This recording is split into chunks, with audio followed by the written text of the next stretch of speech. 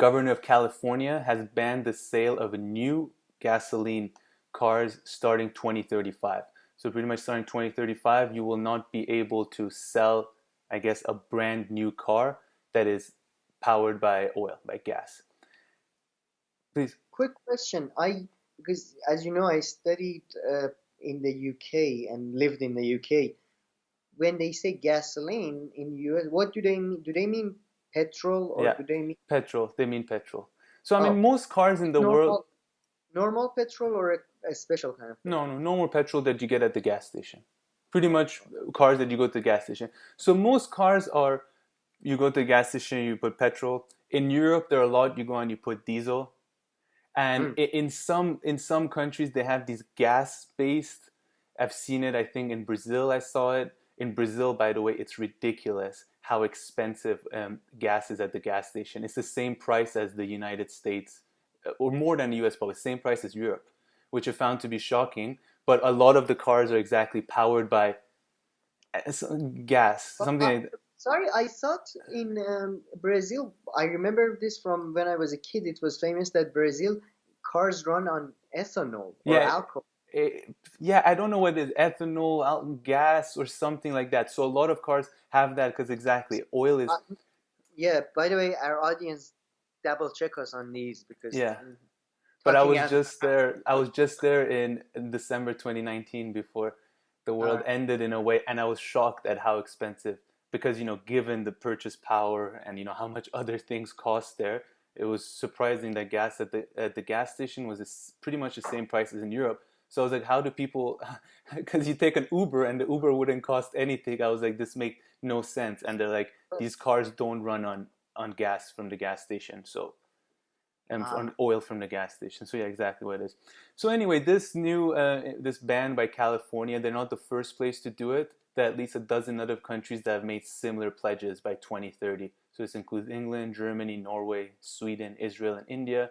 Apparently, Canada and France also made similar pledges for the year 2040. So I mean, this is not.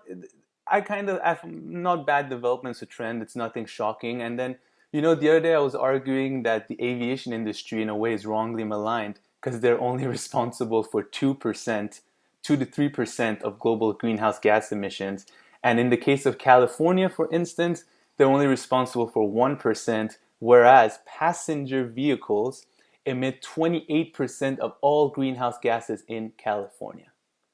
So, I mean, they are the biggest more than any other sector. I have a nice little chart that I'll be putting. So, in the chart, this is a California chart. So, transportation makes up 40% of their greenhouse gas emissions. 28% of that are cars. 8.4% are heavy duty vehicles. And then the next one is aviation, which only accounts for 1.1. So, I mean, if we're going to be reducing carbon footprints, I think cars, they've always been a main target, a big one. And I think that is true. But of course, then later on, there's going to be other issues. If someone is against such thing, the first thing they'll talk about is lithium batteries and getting rid of lithium batteries. What are you going to do with the batteries? They release toxins and all that. So that's just the next issue that we probably have to deal with in the coming uh, decades. if I may connect this somehow to our older, to our the topic we discussed Yeah, already, the environmental thing. That's what I mean about systematic stuff. That yeah. what from what like plan again that documentary Planet of the Humans is great. That for I think example, you're the only progressive leftist person who says this. But anyway, most people have problem with the specific no, population argument in that documentary, and I haven't seen that documentary. no, Sorry no, for cutting you off. Continue. no, you're yeah.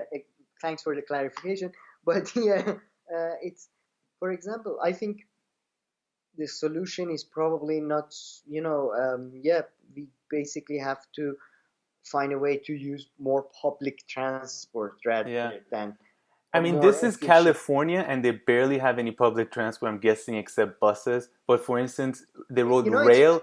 So you know, railroad. Sorry. it's very fascinating in a lot of places in America. This is true about I think East Coast, I think Washington at least, but I've heard it happen a lot across America. They had electric powered tram and rail systems in the cities, which was quite actually very environmentally friendly, but those were destroyed for roads and cars, just because that I'm was the not industry of surprised. the time. Yeah. Yeah, so there, yeah, it's, I think, I'm not yeah, we have to. surprised. And apparently, the United States has a terrible train system. I mean, it's borderline useless, apparently. The trains, we should do an episode about the history of train system, actually. It's really fascinating because there is a great TV show by the way, Hell on Wheels. It's not accurate, but it gives you a feel. That train system in the US, when you look at it, it doesn't make much sense. It doesn't go like the shortest route, which is direct. It tends to go like that, like a lot of weird turns. It's because they would get more money from the government, the private companies that were building the train.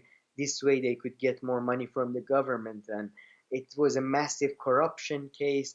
And a famous American writer, I think Ambrose Bierce, was involved.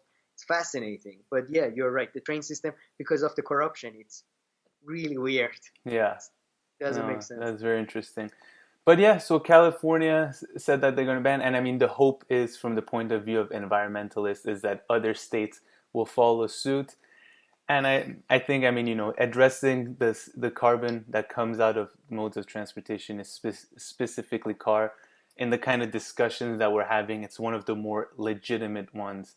Whereas the aviation one, which just baffles me, I think it's just stuck in people's head now. Like, as soon as they think of CO2, I feel like a lot of people straight away associate it to the aviation industry.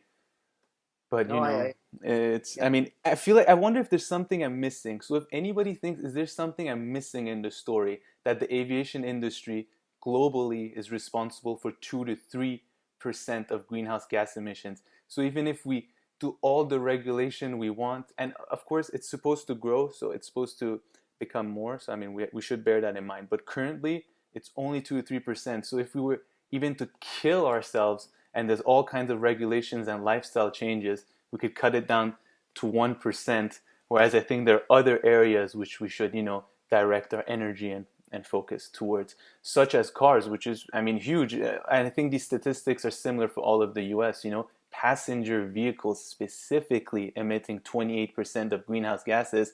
And then in the case of California, the production and refining of gasoline and other fuels for them, for cars, generates 11% of the state's greenhouse gases. So that's just the refining of it. So preparing the oil for the cars and all that. But yeah, that was just a small little story I had there. And then the article I read, there's this one line, it was crazy. Well, not crazy, but I didn't know that so far 3.6 million acres have burned in California this year. And so this is double the previous record. I didn't know that.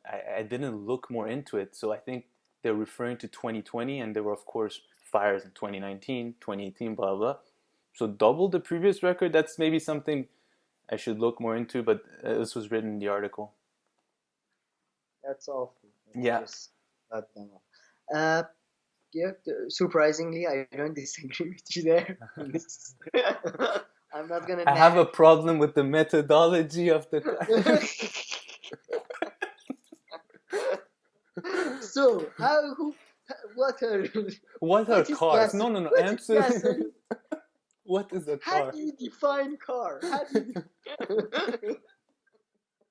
Do toy cars that children buy? Yeah. No, I'm not a dick. All right. Yeah. Well, okay. All right. So please like and subscribe. And now back to you, Sam.